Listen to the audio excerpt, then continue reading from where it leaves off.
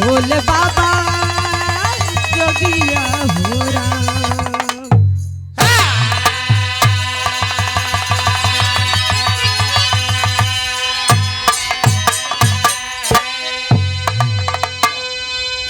अच्छा भैया ई जौन हम बिरहा गावे जात पानी आशा न बल्कि विश्वास बा कि आप लोगन के बहुत अच्छा लगी। मास्टर साहब बिरहा में 4 लाइन का भूमिका लगल तनी आई था।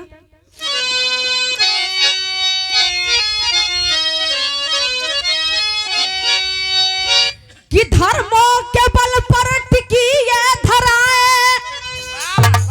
नहीं तो ये धरती रसातल को जाती। सुनाती मधुर गीत कोयल यहाँ की, सभा बीच जन जन को मन में लुभाती। संतों के साए में सारा जमाना, जिसकी बाड़ी में अमृत की बरसात होती। जिसकी पूजा भी भक्ति की जग में भी होती। आपसे की प्यार के सबको भी होती।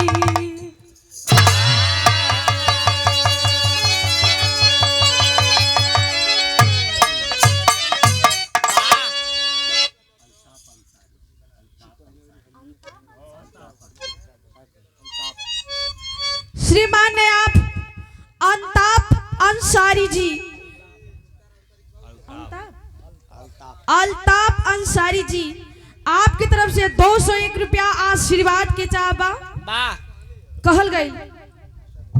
ए भैया काशीदास बाबा जी श्री कृष्ण जी कन्हैया को बहुत बड़ियार भक्त रहलन।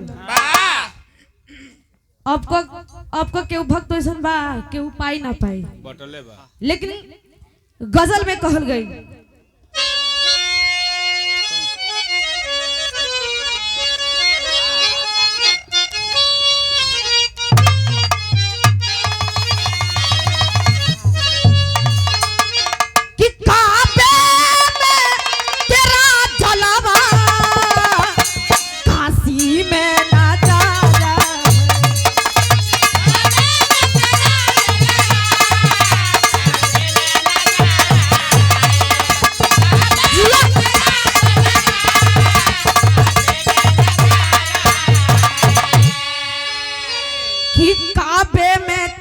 जलवा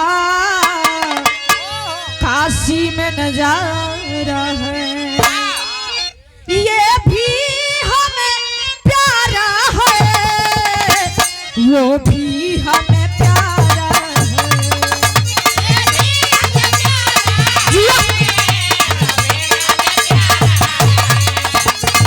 क्या बात है।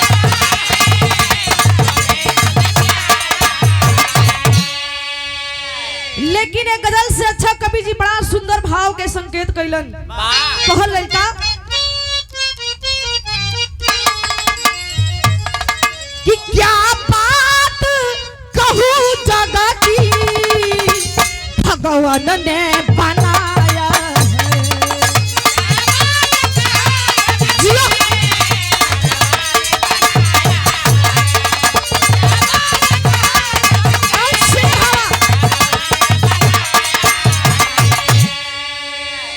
क्या बात कहूँ जग की, भगवान ने बनाया है।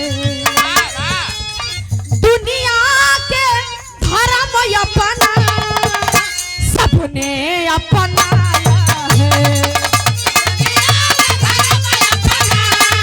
सबने अपनाया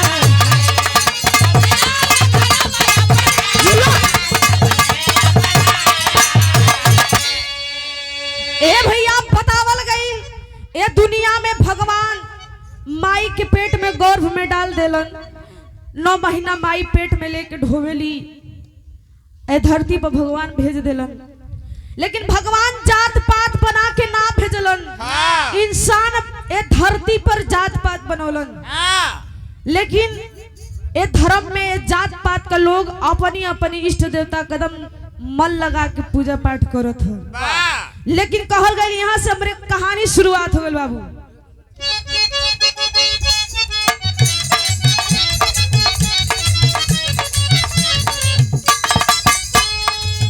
बिहार प्रांत में दरभंगा जिला नगरी है, बिहार प्रांत में दरभंगा जिला नगरी है, दही मक्खन से वहाँ गिर रही नगरी है।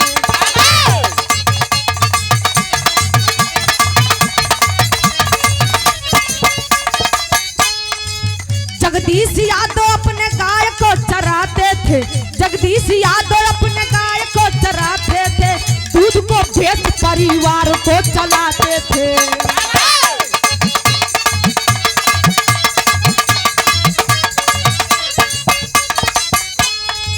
यादव कुल में दो गोदी, यादव कुल के गोदी जन्म में दो संतान रहे, यादव कुल में गोदी जन्म में दो संतान रहे, स्वर्ग सिधारे पिता दोनों ही अनजान रहे।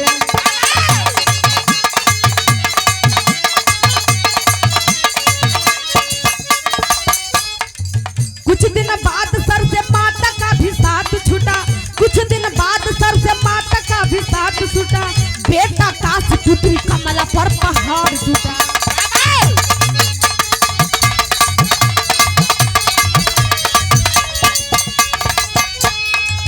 काशीदास अपने गाय को चराते थे, काशीदास अपने गाय को चराते थे, हम तो अपने घर को नहीं आते थे।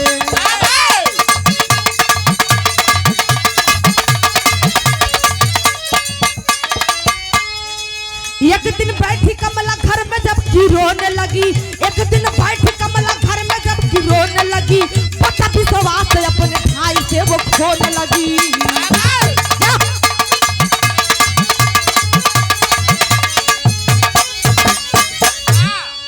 ए भैया भैया पैसा ले ला पहले। हाँ जी चली गा देता नहीं, समझा लिया बात ना गा देता नहीं। बिहार दरभंगा जिला नगरी पड़ेला है बाबू, वही दरभंगा जिला के कहानी बा। जगदीश यादव और माता कीर्ति बतावल गई, दोनों पति और पत्नी खुशी खुशी जिंदगी गुजारत होवन। एक दिन दोनों जना के तन से दो ठे औलाद भइलन। वाह, दोनों जना के मिला के। हाँ हो, अकेले थोड़ा ना लड़का पैदा हो जाए। नहीं तो बात सही। कोनो श्री कृष्ण कन्हैया जी थोड़ा ना के आशीर्वाद दे दिए गर्भ हो जाए। गरम हो जाए। हाँ मतलब लड़का पेट में हो जाए। दोनों जना के तन से भगवान एगो सुंदर लड़का देलन, एगो लड़की देलन। बेटवा का नाम बतावल गई काशी और बिटिया का नाम बतावल गई कमला। ए बाबू धीरे धीरे वक्त बीता था, पिताजी इस दुनिया को छोड़कर अलविदा हो जाते हैं। अभी लड़का नादान बना सो कुछ जानत नहीं खसन। ऐसे वक्त बीता था, माई भी दुनिया के छोड़ के चल गई। अब दोनों भाई बहन पर पहाड़ टूटल बा। एगो माई रही त अपन बेटवा के खिया ली जिया ली, दोनों माई बाप ना रहन तो का बीती वो लइकन पर, का बीती लइकन पर। काशी एक दिन सोचलन कि काहे ना हम कमाई धमाई अपनी बहन के शादी विवाह करब। लेकिन बाबू बिरहा में गीत लगला बताओ।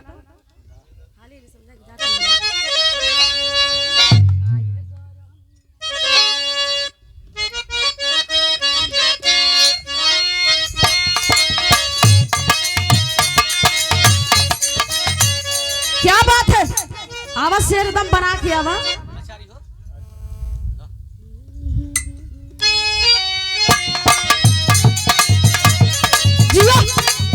क्या बात है,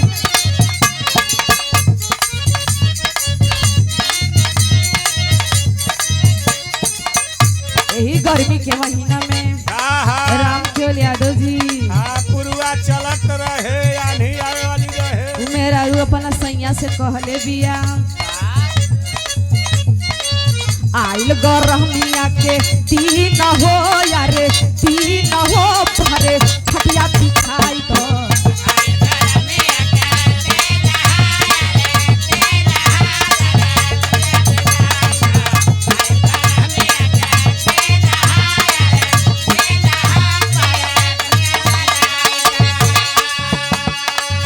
खटिया बिछा द सैया खटिया बिछाई द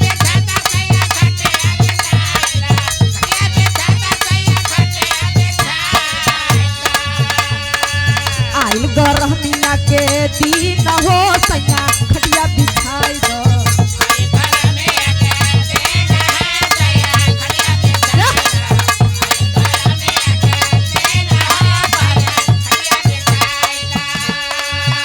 लेकिन एक गीतिया से अच्छा कवि बड़ा सुंदर भाव के संकेत करत हुवन कहल लइका कमला निभावे भाई के साथ हो कैसे बीती दिन रतिया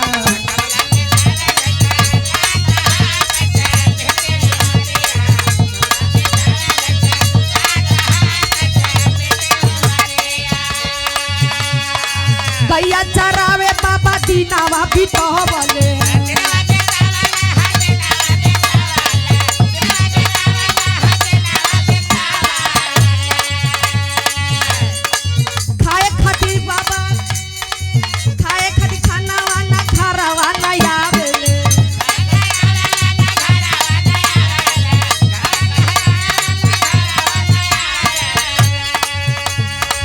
एक दिन बिगड़ी गईली बात हो अरे बात हो कैसे बीत दिन रतिया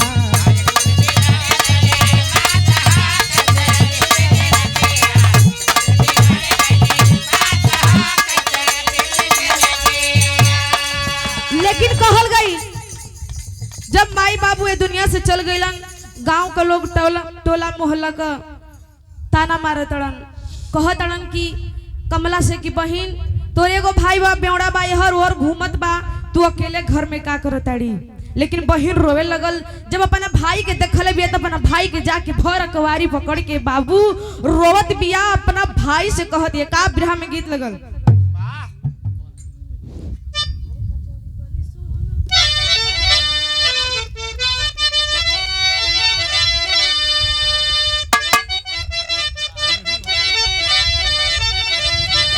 वो मेहरारू कहत दिया कि सुना सैया जी अरे कचौड़ी गली सुन कैला रजाऊ अरे कचौड़ी गली सुन कैला रजाऊ अरे मिर्जापुर के कैला गुलजार हो कचौड़ी गली सुन कैला रजाऊ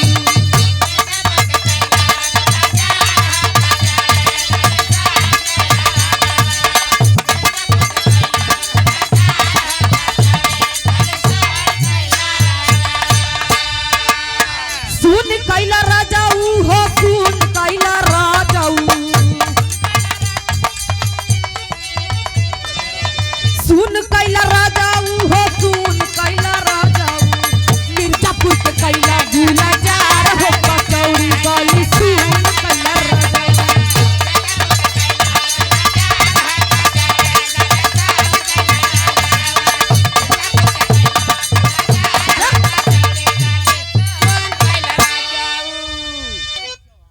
पीरानावा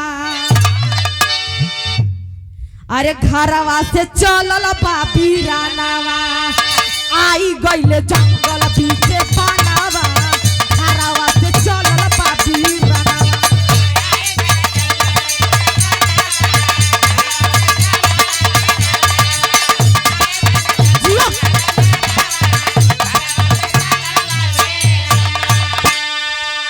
कहे समझाई कमला भाई के बतिया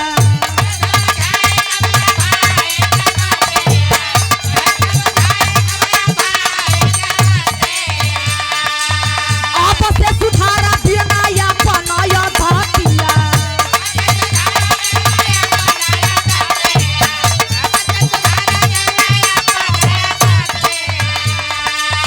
घरवा से चलल बाबी रानावा आई गई जंगल पीछे बनावा घरवा से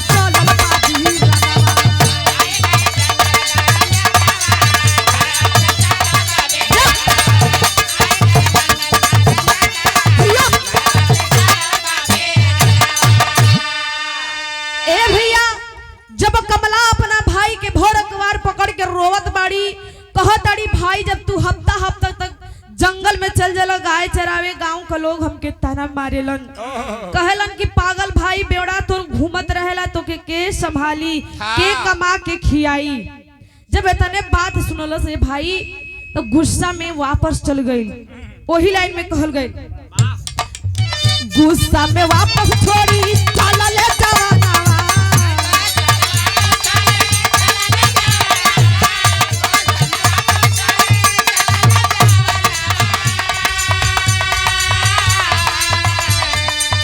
तबले कसे रयाई गईले समाना।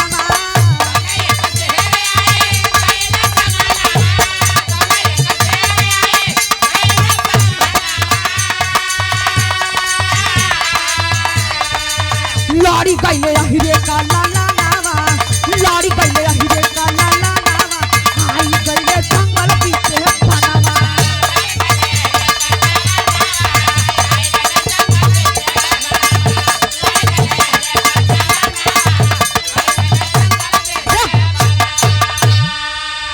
ए भैया जब जंगल की ओर गईले बड़न काशी तो एक सामने शेर आ गई। काशी सोचत हुआ कि हम भगबो करब तब मराई और लड़बो करब तब मराई, काहे ना हम लड़ जाते। बारे वैरे का बेटा, बारे ऐरे खानदान का औलाद उस शेर से लड़ गईलन। लड़त लड़त कब शेर पटकाओ तो कब काशी पटकाओ। तनी सा मौका पौलन, काशी जबड़ाओ में दोनों हथवा डाल के कर देने फाड़ देलन। इधर शेर मूर्छित होके गिरल बा, आ शेर की पंजा से काशी की देह पर लगल बा चोट, तो हर हर हर खून बहता। एहर काशी बेहोश होके गिरल बड़न। लेकिन विदेशिया की लाइन में कहल,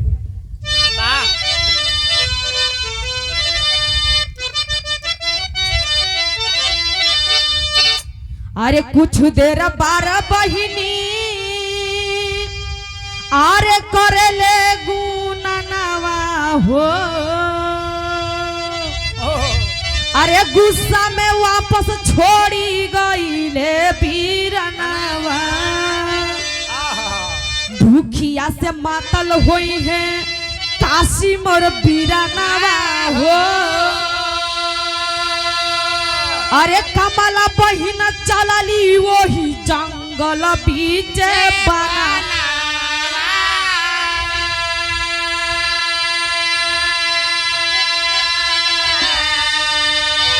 देखी के नजारा बरसे झर झर नया नवा हो।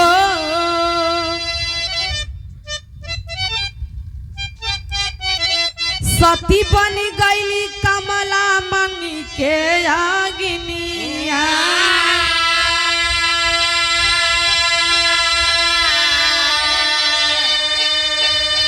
ए बाबू जब शेर से लड़ल बड़न काशी तो मूर्छित होके गिरल बड़न। बहिन कमला सोचत हिया कि हमार भाई बे खैले गइल बड़न जंगल में, काहे न हमो चली।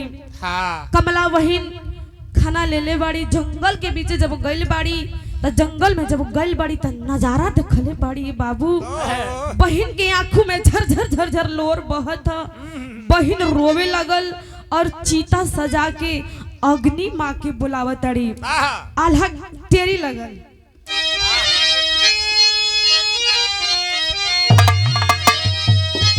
अरे बैरागी काहे बनल बीरना, अरे बैरागी काहे बनल बीरना।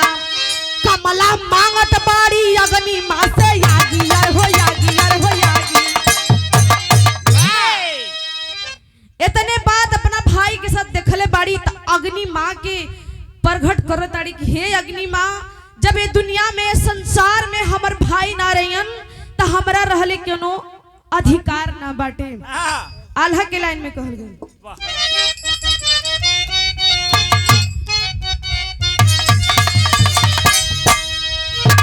कि अब है कि सब ही से ऊंच होला नारी के धर्मवा भैया।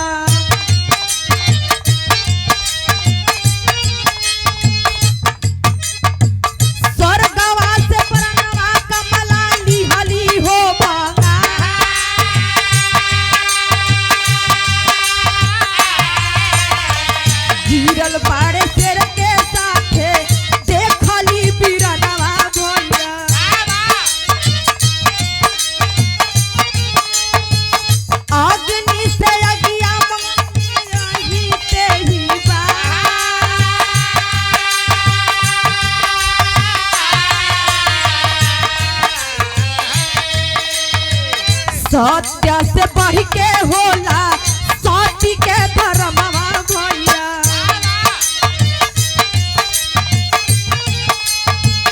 तबले अग्नि माता उ हवाली हलियावता।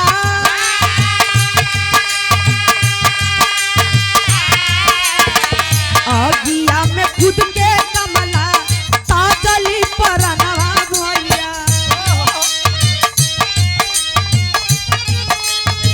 मिलल वरदान पहिले पूजा होई तोहार। जा।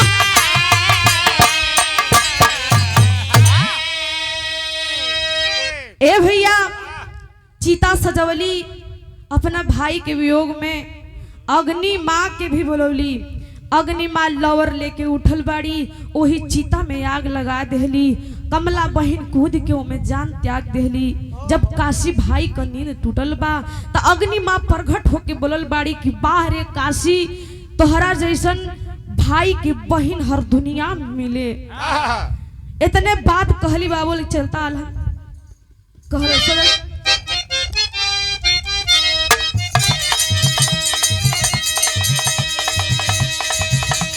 क्रिया कर्म करे काशी बीच बनावा।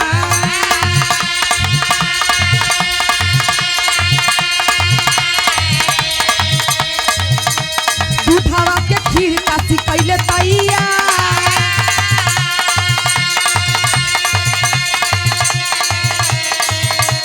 तबले बिहारी आई गईले बीच बनावा।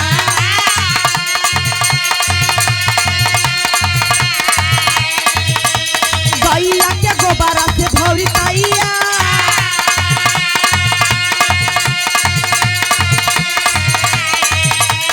बूढ़ावा के भेष बके आइले कन्हैया।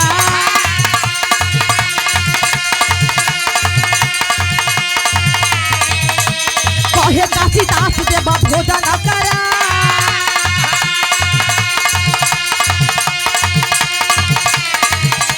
कहे काशीदास सब पुरारी से बतिया।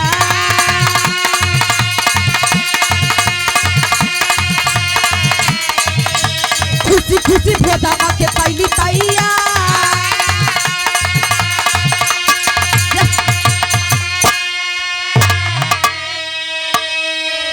ए भैया वही जंगल में श्री कृष्ण कन्हैया जी बुढ़ऊ का रूप बना के आयल बड़न और काशीदास से कहतन कि सब हमारे खेल रचल हो। तो हर परीक्षा लेत रहनी कि देखी तू का कह सकेलो।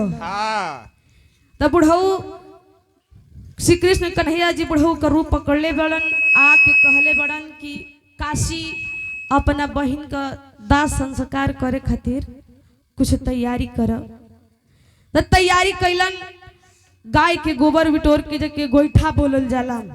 ओ गोईठा के वही जंगल में सुनगवलन भौरी बनौलन आ गाय का दूध दुई के खीर बनौलन। खीर बना के काशीदास जी जानत नहीं खन कि श्री कृष्ण कन्हैया जी बड़न। श्री कृष्ण कन्हैया जी से कलन कि हे प्रभु हमके भोजन करा द कि हमारी बहन का आत्मा जुआ जा। श्री कृष्ण कन्हैया जी भोजन करौलन। जब भोजन करा के कुछ कहत बड़न वही समय एक बहुत विचित्र बात भइल। श्री कृष्ण जी कन्हैया जी बुढ़ावा का भेष धर के एकदम शुरुआत अपन रूप साक्षात दिखा देलन। जब रूप साक्षात दिखैले बड़न बाबू तो खड़ी के लाइन में कहल गए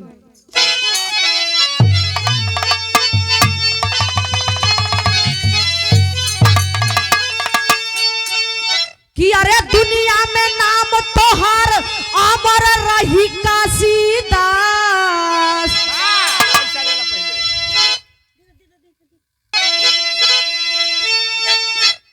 कि दुनिया में तोहार नाम अमर रही काशीदास। अरे दुनिया में नाम अमर रही काशीदास। कि पूजा होई यही रनवा तोहार काशीदास।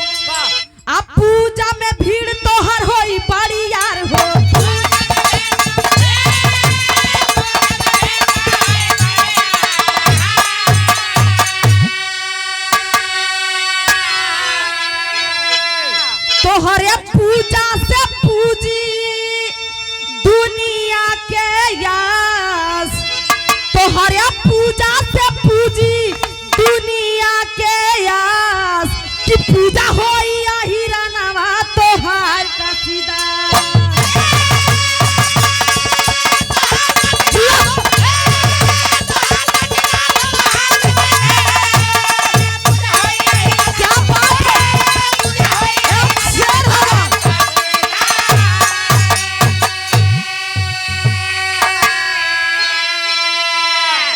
भैया लेकिन बतावल गई श्री कृष्ण जी कन्हैया जी अपन असली रूप में आके काशीदास के साथ दिखा देलन, कलन की सब हमारे खेल रचल, हम देखत रहनी कि तू का कह सकेलो, खाली नाम का काशी हो कि सच्चे में काशी हो।